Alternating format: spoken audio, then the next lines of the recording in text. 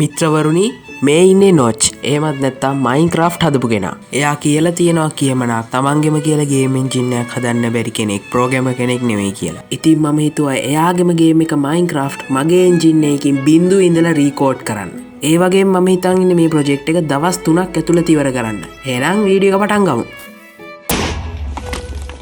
මයින්ක්‍රාෆ්ට් වගේ ගේම් එකක් හදන්න නම් අපිට ඕනේ කරනවා වොක්සල් එන්ජින්.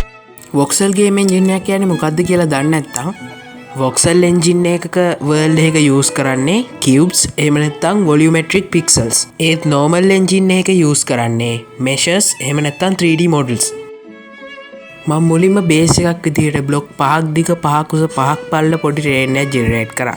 අපිට ඊළඟට එන ප්‍රශ්නේ තමයි අපි මේ වගේ සොලිඩ් ටෙරේන් ජෙනරේට් කරාට කොහොමද මයින්ක්‍රාෆ්ට් එකේ වගේ රැන්ඩම් ටෙරේන් ජෙනරේට් කරන්න කියලා. ඒක කරන්න අපි යූස් කරන්නේ පර්ල් නොයිස් කියන ටෙක්නික් එක. පර්ල් නොයිස් කියන්නේ පික්සල්ස් ගොඩකින් හැදිච්ච මෙන්න මේ වගේ ඉමේජ් එකක්. මේ ඉමේජ් එකේ තියෙන පික්සල්ස් වල බ්‍රයිට්නස් එක අනුව අපිට පුළුවන් අපි කොච්චර උසට එක ලයින් එකක කියුබ්ස් ඇඩ් වෙනවද කියලා කැල්කියුලේට් කරන්න. දැන් තියෙනවා අපිට මයින්ක්‍රාෆ්ට් එකේ වගේම රැන්ඩම් ටෙරේන් ජෙනරේටින් සිස්ටම් එකක්. අපේ දැන් තියෙන ටෙක්ස්චර්ස් කැතින්ද oh my god bro මම අලුතෙන් ටෙක්ස්චර්ස් ටිකක් හදලා ට්‍රීස් සෙට් කරා. ඒ වගේම ග්‍රාස් උත් ඇඩ් කරා. ඊළඟට අපිට අමතක කරන්න බැරි ෆීචර් එක තමයි බ්ලොක් ප්ලේසිං ඇන්ඩ් බ්‍රේකින් සිස්ටම් එක. මම ඒකත් මේකට ඇඩ් කරා.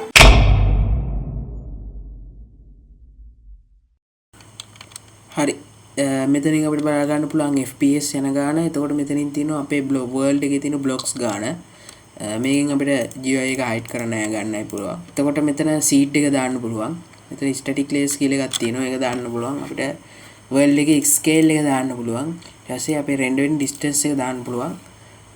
අපි දැන් මේ තියෙන විදිහටම වර්ල්ඩ් එක ජෙනරේට් කරමු.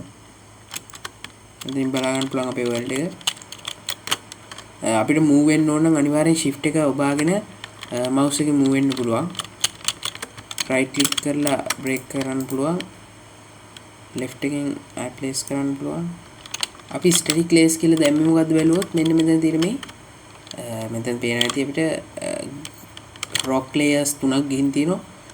ඒකෙන් static layers 2ක් ගිහලා තමයි ඊට පස්සේ තමයි මෙතන තුන්වෙනි layer එකේ ඉඳලා තමයි අපි normal world එක පටන් ගන්න. ඒකට තමයි මේ static layers කියන එක අපි දාන්නේ.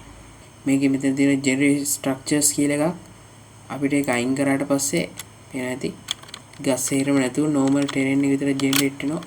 ඒක ආයෙත් open කරාට on කරලා ආයෙත් generate කරාට පස්සේ ගස් එක generate වෙනවා.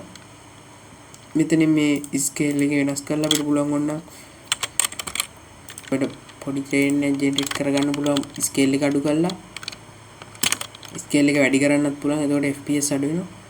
unlimited render distance off කරාට පස්සේ මේ විදිහට අපේ වටේට බ්ලොක් 20ක් තියෙන 20ක් එහයින් තියෙන බ්ලොක් ඇර බ්ලොක් 20ක් ඇතුලේ තියෙන බ්ලොක් විතරයි රෙන්ඩර් වෙන්නේ unlimited render distance on කරාට off කරාට පස්සේ. ඉතින් thank you මේ වීඩියෝ එක බැලුවට. මේ එන්ජින් එක try කරලා බලන්න ඕන කට්ටියට link එක පල්ලෙහා description එකේ දාලා තිනවා. ගිහලා download කරලා try කරලා බලන්න අනිවාර්යෙන්. ඒ වගේම අනිවාර්යෙන් subscribe කරලා like එකක් දාලා තව මේකට add වෙන්න ඕන දේවල් යටින් comment කරගෙන යන්න. මොකද මම මේ වීඩියෝ එකට ගොඩක් මහන්සි වුණා. එහෙනම් ඊළඟ වීඩියෝ එකෙන් හම්බෙමු.